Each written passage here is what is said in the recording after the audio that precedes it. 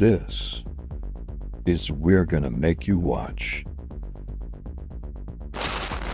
Hey everybody, welcome back to another episode of We're Gonna Make You Watch. I am Brian. With me as always are my good friends Isaiah and Warren. How are you guys doing tonight? Pretty good, pretty damn good. Good deal, good. Warren. Yeah, you're doing pretty good. And as you can maybe tell by the title, we just made Warren watch Piranha 3D. From 2010. Before we get too far into the episode, how have you guys been the past few days? Isaiah, go first. How you been, buddy? Not too bad. Mostly working, dealing with dipshits. But beyond that, I've been kind of going through my movie collection too, kind of gathering what I've been missing physically, just to try to get a list of movies I want to be buying throughout this next year. So. Oh, okay. So you're trying to build up your physical library of Yeah, okay. I'm more or less trying to get rid of most streams. Getting tired of this bullshit with them, with like the new stuff with like the no sharing passwords and then jacking up the prices. Yeah. I'm just over it all. I'm done. I'm not mad at you about it. Yeah, I feel you, dude. I get it completely. Yeah. Yeah, I pretty much try to steal everything I can. Hey, I'm at this point, I'm all about it because, half the shit they want to, prevent you from even being able to own, they won't put stuff out on disc and stuff. So like I've started getting like bootlegs stuff, off of, Etsy or wherever else that I can find it. Like I bought I bought a Blu-ray set of Freddy's Nightmares on Blu-ray. Awesome. I bought the new Hellraiser, the new Predator movie, even though that just came out on Blu-ray. That came out after I'd already purchased it. But I got the new Hellraiser, I got the new Texas Chainsaw Massacre, and a few other ones. And then I'm looking at like getting like the Netflix Marvel series on Blu-ray. Oh, cool. Yeah. So like Daredevil, Jessica Jones. Yeah, they never put those on physical media, did they? They didn't. Yeah, fucking bastards. Yeah, I feel you. I get it. Yeah, man, it's like and I remember you and I are old enough, and Warren, you're old enough to remember this too. Cable. Remember when we had cable growing up and everybody, we need to get cable. We want cable. We'll be able to watch this, that, and blah, blah, blah. Everything was on fucking cable. Now nothing's on fucking cable. I mean, you got WWE moving to fucking Netflix now. WWE is going to Netflix in 2025. Which is so fucking crazy. ridiculous. It's crazy. And so now, like, where the whole thing has been like cutting the cord, you get rid of the cable. And now I'm over streaming too. I'm kind of right there with you, man, because you got so many exclusive things are going to X, streaming service as opposed to Y streaming service. And I'm honestly at the point like I was saying, I want to build up my physical collection, but also to start digitizing my own movies, so I have my own collection of digital movies that I can put on a hard drive. Yeah, and, there you go. Bring with me to, if like I bring my projector when we go up to the cabin and stuff, then I have my hard drive of movies that I can watch. So nice. I want to do that versus doing streaming, because then I can stream my own movies that I actually own. And not have to deal with a fucking company deciding, we're going to take this down now because we don't want to pay for the rights. Rights issues. Yeah, things like that. Yep, I get it. Yeah, I've always been a fan of physical media myself. Yep. And I mean, don't get me wrong, I like streaming shit too. I have a ridiculous Vudu library. It's fucking stupid. I mean, my Vudu library is almost at 500, and obviously my physical collection, I've got over 1,000 movies as it is right now, and I just want to keep that growing. So you have me beat in both of those categories. You are all that is man. I didn't even know those categories existed. So, well, Warren, what have you been up to the past few days? Oh man, you're so tired. You're so tired. I'm tired of winning. It's being a champion is so hard. It's just exhausting. I mean, you wake up and they're mad at you. You breathe and they're mad at you. Like you beat their team and they're mad at you, which I'm like, I understand that. But then you beat somebody else's team and they're mad at you, and I'm just like, you know what? It's fine because I'm gonna just keep being a champion. I'm just gonna keep being a champion. Yeah. So champion. you now know pretty well what it feels like to be a Patriots fan in the 2000s. Man, so let me tell you something. I want to apologize to everyone in New England. I want to apologize to Tom Brady. I didn't understand. It's gonna be a champion, isn't it, Warren? It's tough. This is hard. This is an incredible thing to see, man. I spent literally my entire life watching my team be a garbage can. Yeah. So to watch them win 3 in 5 years, to go to 4. It's pretty awesome, man. Pretty awesome. And I'll never know that feeling. Not with Kirk Cousins. Not with the Vikings team, period. You know, there was a time. There was a time when they had Randy Moss and Dante Culpepper. Don't remember that I thought we're gonna do it. There was a time where they had Randy Moss and Chris Carter. Oh yeah, Randy Moss, Chris Carter, golly. And that fucking field goal they had to miss that one time in ¡98 and cost us the Super Bowl. Let me tell you something. Buffalo fans don't want to hear nothing about no field goals. Okay, they don't want to hear about no field goals. Yeah, I tell you, it is a cool thing to be a part of. I'm adjacent part of it, I guess, because I do live in Kansas City, and anybody knows me knows that I'm a diehard Ravens fan, and I do like the Chiefs, though. They're their hometown, so it's hard to say. You said you're a Ravens fan, huh? What? Ravens fan? Look, three of them for you because I got married when they won the first one. I got engaged when they won the first one. I was there. Yes, I know. Yep. And then the other one will go right here, right there. Yeah. So he's got the Patrick Mahomes rings. So yeah, we need to get you a Lynn Dawson ring to complete the collection. I'm gonna get one. Yeah. Yeah. So it is cool to see, though. It is. It's really neat. It's gonna. Some Chiefs fans, not you, because I know your fandom runs deep and it's real, but some Chiefs fans are going to become insufferable. Oh my God, yeah. I don't even like half of our city. Yeah, I know. You're very they get on Facebook and say like fan. the most reckless stuff, like, and I'll be like, bro, that don't even make football sense. Like, what did you just say? Yeah, that is actually wild. We're gonna beat the Ravens by 100 points. I'm like, you don't even watch. You don't even watch football. Like you just hear because they're winning. I am. Go ahead. No. I was going to ask Isaiah, have you been a Vikings fan your whole life, or was that something when you got to Minnesota? Or I was up until they fucking lost that game. I haven't watched football since. Honestly, that's when I stopped watching football. I got my heart broken. And then it was just nothing but heartache after that. So I'm like, I don't even want to watch it anymore because of that. I can understand. I mean, but they've had pretty good seasons over the last 3 or 4 years now. Like, yeah, but they always choke when it counts. Yeah, So right. I just leave it be. I don't know that pain.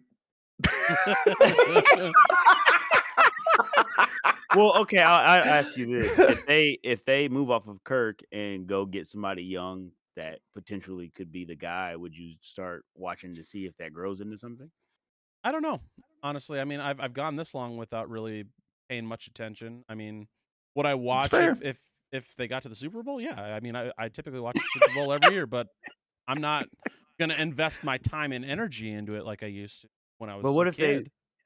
What if they get to the wild card and they win the wild card and they go to the divisional? You're not gonna watch the divisional and see Probably what happens? not. Damn. Hey, you ain't cracking him, man. He's like, get a crack, baby. You got to prove it to me. You got to win the whole damn thing for our comeback, baby. I get it. That's fair, though. I mean, that's fair. I understand. That's what I think some of these Bills fans are gonna do. Probably. They're just gonna stop watching. Yeah, they're gonna check the fuck out. Yeah, it's been an interesting time in Kansas City. I'm happy for you, Warren. I'm happy for the Chiefs fans, and it's cool. I hope none of y'all fucking come in on Wednesday. I'm not. I'm not gonna fucking be there. Are you? So you're going to parade? Yeah, and it's Valentine's Day. I'm not coming to fucking work. Oh yeah, it is on. Yeah, Valentine's Day, Wednesday. Valentine's Day, parade, romantic, everything. The romance, football, romance, football, romance, romance, yeah, football, football. yeah, romance too, but yeah. romantic football. I'm not going to the parade. That's fair. That's fair. The only reason we're doing it is, like I said, one, Valentine's Day, and then also I was sick the first year they won, so we couldn't go. Yeah. And then the last year we didn't go.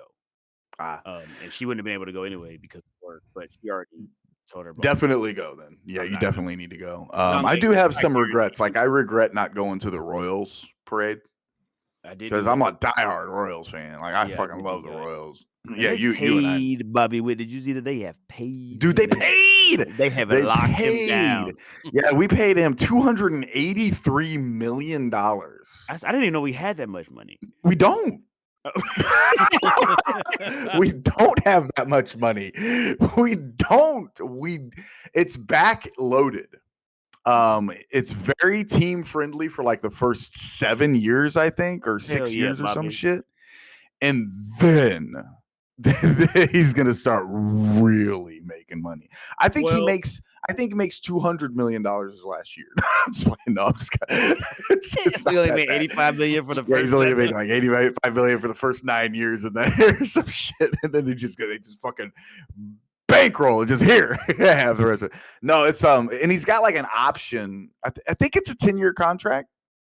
So they're going that route. Yeah, I think it's a 10-year contract, and it keeps him with the Royals for the whole time he should be a productive baseball player.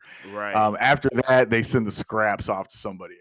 Yeah, but they do have like an option to pick him up for I think 2 more years, and it's and that would make him like over $300 million. Man, but I think they did the right thing. It is. It's the right thing to do because they went and got all that pitching. It's like, yeah, they made some good moves. I mean, they got Hunter Renfroe. This is sorry, y'all. This is a sports podcast from now on. They got Hunter Renfroe. They got Waka, and they got another pitcher. And then they've made some already pretty good moves. Yeah. And before like there were some places that graded the Royals as a B in free agency before they even signed Bobby Witt. And now obviously they already had Witt under contract for I think a couple more years.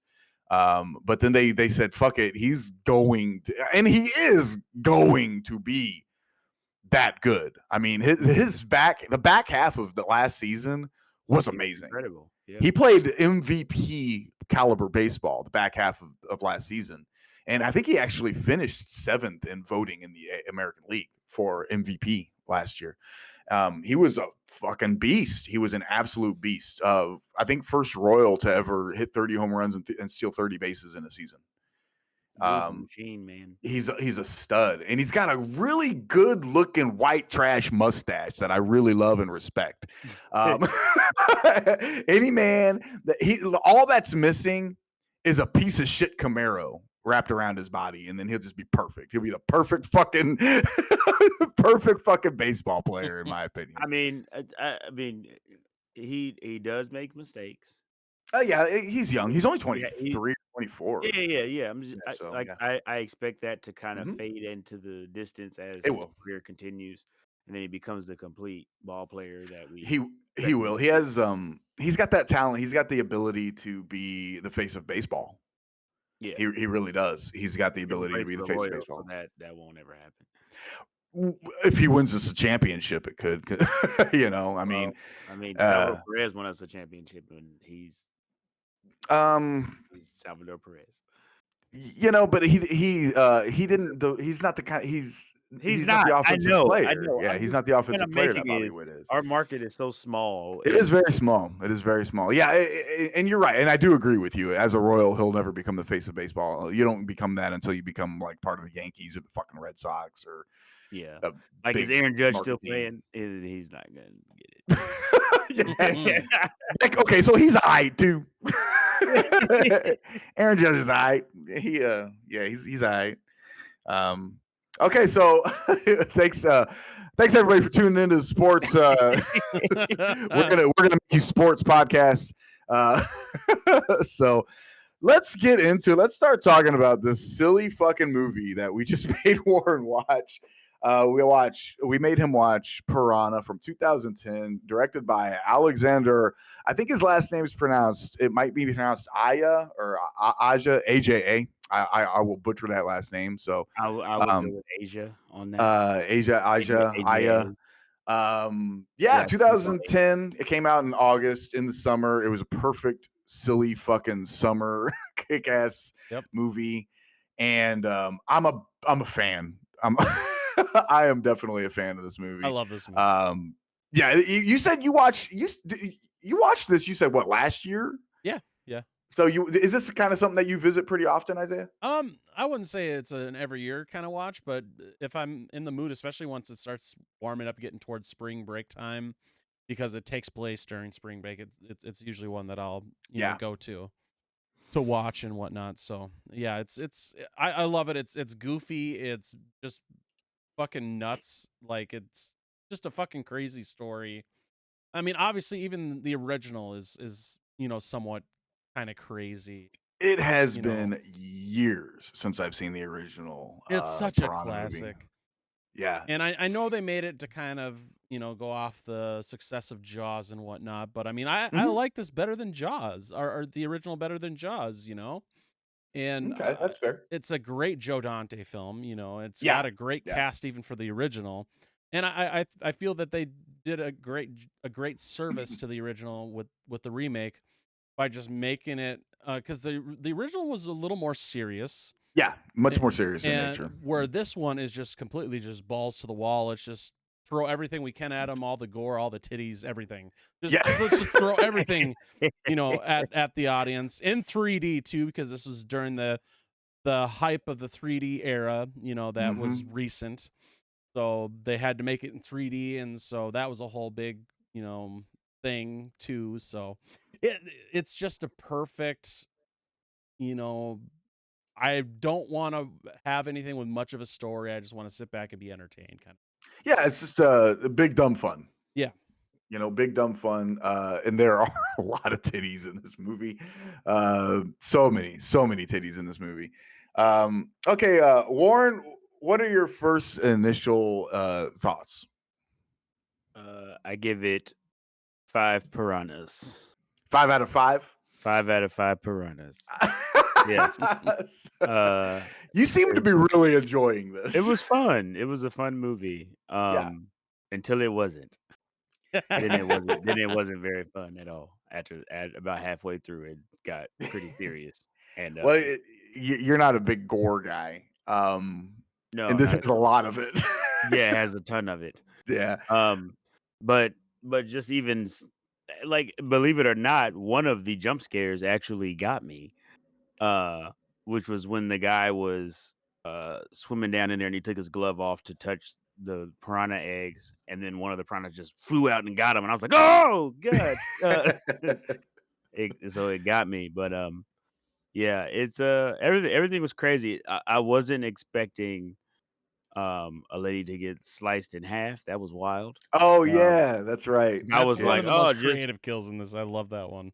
Yeah, because I was like, oh man, everything's gonna be somebody getting eaten. We'll probably see like somebody come out with no lower half or no arm or something, right? I was prepared for that, which we saw. It was still crazy, but when I think to me that was probably the most genius scene in the entire thing, because what ended up happening was the chaos that the piranhas created started to cause other people to essentially kill other people. So everything started fell into spiraling. madness. Yeah. Yeah. And that douchebag just driving the boat over bodies was just like absolutely insane. But it was one of those moments where I said, but if all hell was breaking loose and it was life or death, would you really, like, who wouldn't do that? To a There degree, definitely would be some. So it wasn't something that was just so unbelievable. You're like, wow, nobody would do that. Like, no, there would be somebody that would just driving over bodies trying to get out of there. But yeah, I mean, most of the kills were tamed, it was usually the after that Oh was yeah, I taming got you. when they would show you after everyone got ripped to the bones or What's your whatever. favorite kill? My favorite kill? Yeah. The lady. See, it was tough because the lady that got sliced in half, I just wasn't expecting. It was such a clever way to kill somebody that I was like, man, that was up there. But I want to say my favorite one was the director guy. Yeah. And it just Jerry O'Connell's character. Yeah, this just because they got my penis. He got my the way he died and everything. And then they showed it and they kind of had a moment. But Uh. like it wasn't necessarily a piranha kill, but somebody killing piranhas, which was Veen Rames. That was pretty cool. That was cool. The shotgun that he had is going out in a blast, so he ripped off the propeller and tried to start sawing them down. That was pretty cool. Yeah. But yeah, that was stuff. It was an interesting film. Yeah, a lot of people in it that I knew. So I was like, wow. This cast is kind of stacked. Like just off the top, like we've got Elizabeth Shue plays the sheriff. We've got Adam Scott from Krampus. We talked about that movie a few episodes ago. We've got Jerry O'Connell from Stand By Me and all sorts of things. I mean, he played in Scream too as well. We got Ving Rhames, Marcellus Wallace himself from fucking Pulp Fiction. We got Christopher Lloyd, Dr. Emmett Brown from Back to the Future, and Richard Dreyfuss from Jaws. And a whole fuck ton of porn stars. And a lot of porn stars. Yeah, we got so many. We got some we got titties. Yeah. So many boobs in this movie. This movie captures the feel and the aesthetic of spring break to a T. Oh, for sure. We live in Missouri, and there is the Lake of the Ozarks down south. And that place turns into an absolute cesspool of fucking douchebags. You smell nothing but Axe body spray, and like it's fucking gross. And it gets like that, man. Like there's just boats everywhere. I think it's called Party Cove down the Lake of the Ozarks, and it turns into a disgusting, nasty, fucking absolute mess. And they basically could have filmed that movie there. They 100% could have filmed Piranha right there. And so it really does. This movie absolutely captures the feel of spring break to a perfect T. It's a lot of fun. This movie is so silly. It's so goofy. It's kind of mindless. Isaiah, you kind of said that earlier. It's kind of mindless. It's big dumb fun. And it was a little bit of a success. It cost $24 million to make. It made $83 million in the box office. Distributed by Dimension and the Weinstein Company. It was kind of part of that remake craze. I think that I want to say that like it came out around the same time as like Nightmare on Elm Street's remake and all that shit that was coming out. And this is one of the better ones. It really is. Of course, Alexander Aya. He's no stranger to remaking horror films because he also directed the Hills Have Eyes remake. Yep. And that's really pretty damn good too. I do like that one a lot. Yeah, that's a scary movie. That's not this. That's not big dumb fun by any means.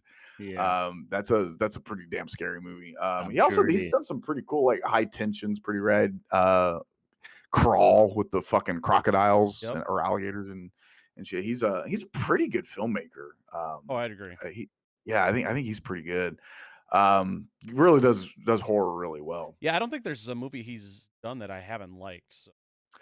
Yeah, I mean, I think he did Mirrors also with Kiefer Sutherland, which that's a pretty good movie. And then he did Horns with Daniel Harry Potter, Daniel Radcliffe.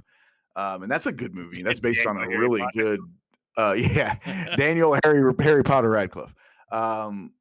That's based on a Joe Hill novel. That's really good. Joe Hill is Stephen King's son. He's a really, really good writer himself. But yeah, man, they did a good job on this movie. We'll go through it a little bit, and then if you guys want to stop me to talk about anything, feel free to.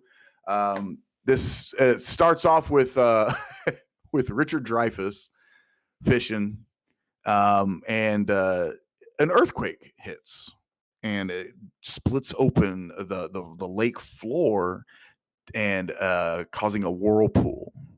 And from this lake out of this lake floor, come these millions of piranhas, and of course they eat the shit out of Richard Dreyfuss's character. His character's apparently name is Matt Boyd. I don't recall. I can't remember if they even say it in the movie. I think they probably do. Because I think they did once. Yeah, I think they go looking for him. But he's basically, it's a massive homage to Jaws, because he's essentially wearing a Robert Shaw's outfit in that boat, and he's drinking Amity beer. And Jaws takes place on Amity Island. So good little. I like the homage to Jaws. Obviously, it's really fun. So this happens right near the beginning of spring break, and we're introduced to some character. We're introduced to like Jake. We're introduced to Kelly, the girl that he clearly has a fucking massive crush on. Her douchebag boyfriend, who probably smells like Drakkar Noir. And Jake meets Derek, who also probably smells like Drakkar Noir. And Derek is basically, you guys remember the Girls Gone Wild videos? Oh yeah. He is that guy, the guy that created the Girls Gone Wild video. He's a fucking scumbag, and he's a piece of garbage. And all he does is get girls drunk and then videos them while they do stupid shit. And he just exploits them, and makes a fucking fortune off of it. And he calls himself a pornographic filmmaker, but really he's not. He's a fucking piece of shit. Yeah. But he's there with Danny, and who's one of his actresses. We'll throw the air quotes up there. And he hires Jake to show them around the lake. He needs a local to kind of show him where the good spots are on the lake, so he can get some good footage and shit. And Jake reluctantly agrees to this, even though he's supposed to be babysitting I think it's his sister, and is that his little? That's like his little sister and little brother. Yeah, okay. I couldn't remember if they were both related or not. But anyway, he's supposed to be babysitting them the next day, but he decides to go run off with wannabe fucking Hugh Hefner. So Jake's mom is the sheriff. Elizabeth Shue's good in this movie. Yeah, I agree. I think she's pretty much good in everything. There's some stuff that she's done though that I just I had a hard time buying her. I like the movie Hollow Man, but she does not sell scientist in that movie very well. Not really. She sells sheriff pretty fucking well in this.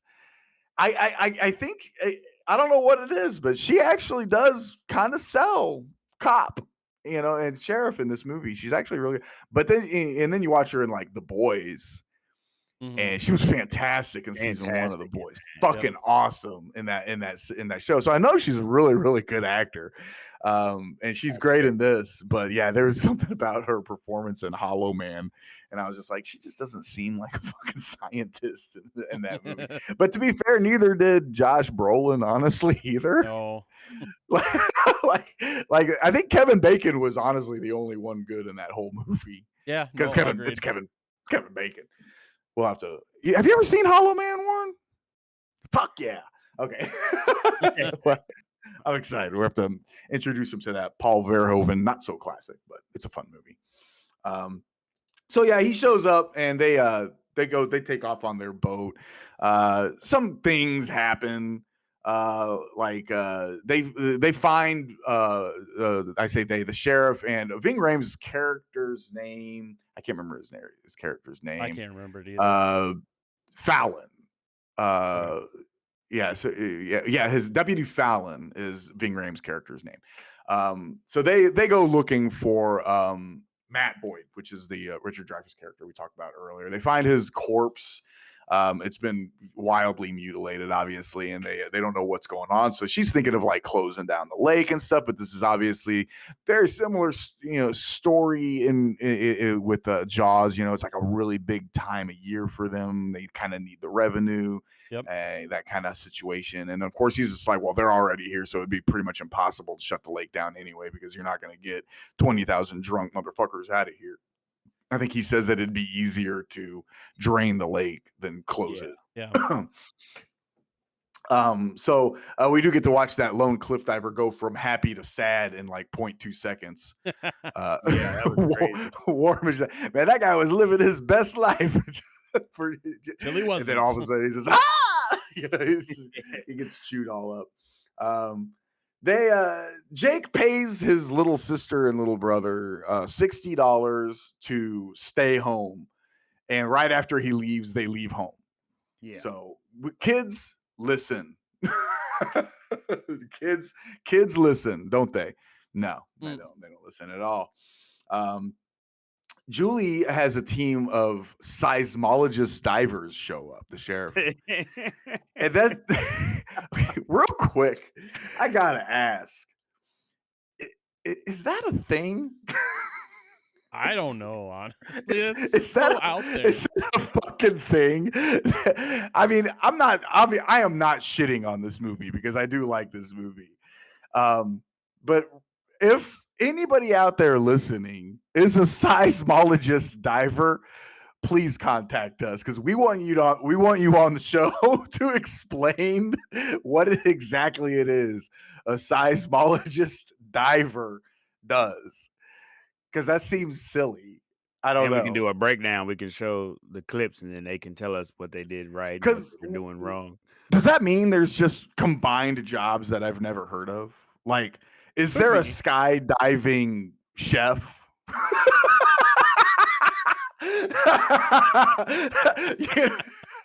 Like, are we just combining two completely different career paths and just saying yes? Like, this isn't a fucking fusion restaurant, all right, guys? Like we aren't just taking Japanese cuisine and combining it with Italian or whatever, you know what I mean? Like, it's got to go together. Seismologist divers. I don't know if you're a thing, and if you are a thing, please hit us up. Let us know that you exist, and this episode is dedicated to you.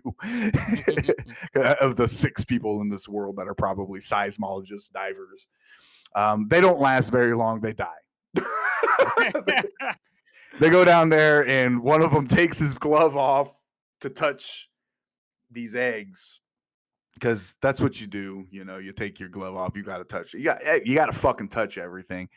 And this is where Warren got the jump scare that got him, because that fish swims by really quick and eats his fucking whole body. And then the other diver goes in to get him, and then she gets ate too. But this is where Adam Scott's one of those seismologist divers, and he sells it.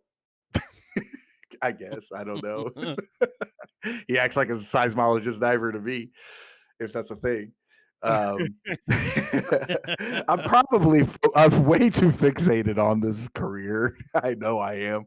I'm putting way too much stock in it. But anyway, they do manage to capture a piranha, and they take it to the greatest scientist in the history of cinema, Dr. Emmett Brown.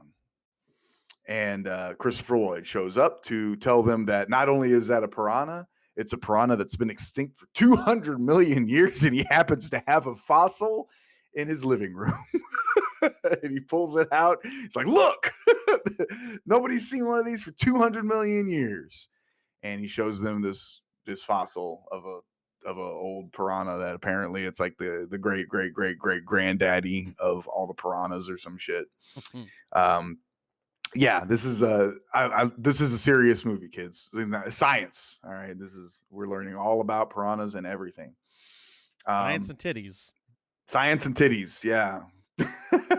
So Jake is living kind of his best life for a little while. That girl that he has a massive crush on comes with him while he's showing Jerry O'Connell's sleazebag character around with his two little porn star actresses. They have a really fun scuba sequence that is really fun. It is really fun. They're swimming around all naked, and it's super fun to watch. It is. The music is great. But yeah, it's pretty cool. It's a pretty cool sequence. Shit starts to go pretty south though because all those piranhas got out. We can skip forward through a lot of shit. Jerry O'Connell and one of the porn stars get ate because he gets the fucking boat stuck. Because Jake talks him into going and picking up his sister and brother. He sees them; they're stuck on a little island. After he says that his mother's the sheriff. And he tells him my mom's the sheriff. So that was funny. That was funny sequence. He has to wipe the cocaine off his face. It's like my mom's the sheriff, and all of a sudden they become sober for a second there. The boat gets stuck. Yeah, Jerry O'Connell and one of his porn girls fall in, and she gets eaten first, and then he gets eaten from the waist down, and that's when the first thing he realizes is gone, and that he misses is his penis. They got my penis, Jake. They got my penis, and then it shows it. It shows his penis floating in the water, and it gets eaten, and then it gets spit out. I don't know that I would have wanted to see that in 3D. No, probably not. No. I didn't want to see it in any kind of D. We didn't mention that Eli Roth is in this yet. Not yet. Yeah, we haven't mentioned that Eli Roth is in this yet. I don't know if we probably got to his character. I mean, we're kind of very loosely going through this movie. The boat gets all fucked up. He calls out to his mom. This is when he calls out to his mom after his mom and all the other sheriff deputies and shit were trying to save all these fucking kids. And this is where just utter chaos happens. That and Warren mentioned it earlier when he was talking about the kills and stuff. Shit just goes very awry at Party Cove here, and the piranhas show up to start feasting. Everybody gets eaten and gets chunks of flesh taken off of them, and their legs is missing, and one of them splits in half, and Eli Roth is there, and his head gets smashed by a fucking boat, and it's awesome. This is where Ving Rhames goes out like a motherfucking champion. He rips the boat propeller, the boat motor off, and he starts using it as a makeshift saw and cutting the piranhas in half and shit. Or does he go out? It doesn't show him go out. It just shows him kind of fall into the water. It doesn't show his body or anything like that. So all I'll say is watch part 2. Yeah, we do gotta watch part 2. Yeah, like I said, I've never seen part 2. I never did watch it. But what else? Where are we at here? Very loosely going through this movie. Oh yeah, her and Adam Scott, the lone surviving seismologist diver. They go to rescue the kids because it's just Jake, his pseudo girlfriend, his brother, sister, and then one of the little porn stars girls is alive. She gets taken out trying to climb the rope to get to the other boat. Unfortunately, sucks because her character was actually kind of cool. She was kind of not a total piece of shit. But the other two kids get rescued as well as the sheriff, and then this is when fucking MacGyver here manages to get down there to the boat. He rescues his pseudo girlfriend, turns the fucking gas on the propane on, and blows the boat up while they pull. It's all super fun, silly action movie. Michael Bay would be really proud. Yep. But that's when Christopher Lloyd calls on the radio and says, "They're babies. They're babies. They're not even full grown." And then, of course, we end the movie with Adam Scott getting attacked by a massive piranha that flops up and takes him out really quick. And there you have Piranha 3D. Yeah, you guys didn't stop me for anything, so I No. guess I mean, I interjected every once in a yeah, little bit there. So Warren gave it 5 piranhas out of 5. I like that. I'm glad he liked this movie. I'm not gonna lie, I kind of had a feeling he was enjoying it. I could tell because it's just big dumb fun. I don't remember. I'm trying to remember if I saw this in the movie theater. I don't think I did. I don't think I did either. Nah, I you definitely saw didn't. it at a convention in a party room. Oh, that's kind of cool. So yeah, was it a horror movie convention? Yeah, at the local Crypticon. Oh, nice. Very cool, man.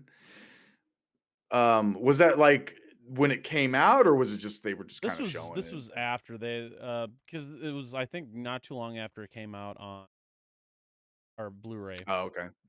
I got They you. were showing it there. I can't remember if I saw this in theaters or not. I was going to the theater quite a bit back then, and I'm not gonna lie, I don't even remember half the fucking movies I saw in the movie. I think I went and saw Nightmare on Elm Street in the movie theater. I made that mistake too. I mean, a lot of people did. I didn't. Yeah. No, you didn't. I went and saw Friday the 13th in the movie theater. The I remake of wish that. I would have seen. Yeah, I was excited about that. I was part of the crew that made that movie a success because it lost 80% of its viewership from week 1 to week 2. It's like one of the biggest drop-offs in cinematic history from week 1 to 2. And it's not I don't think that's indicative of the quality of the movie, because I think the Friday reboot's pretty good. For the most part. It has its flaws, but every fucking Friday movie does. But yeah, that's the 80% from week 1 to 2. But it still was very successful. Because it made a lot of money that first week. Ooh, Craig dropped out for a second. So let's go ahead and end it while Craig is still paying attention. Isaiah, what to do, bro? I got things to do. Yeah, Craig is like, hurry the fuck up. All right, Isaiah, what movie are we doing next? You picked this next one also. I did. So coming up actually is another holiday. Isaiah, don't do this. This is good. This is good. So Isaiah, we're coming out of March going into April. So what better way than to spend April Fool's Day watching April Fool's Day? Ah, that's right. Yeah, an 80s slasher classic. Yep, and it has Amy Steele from Friday the 13th Part 2. So you'll have somebody in there that you'll recognize at least. Another, I think, because I think Biff is in that. Isn't Biff from Back to the Future? Very possible. Yeah, I think you've seen Back to the Future, Warren. Yes. I'm pretty sure Biff is in that movie. Find out, because it's been a little bit since I.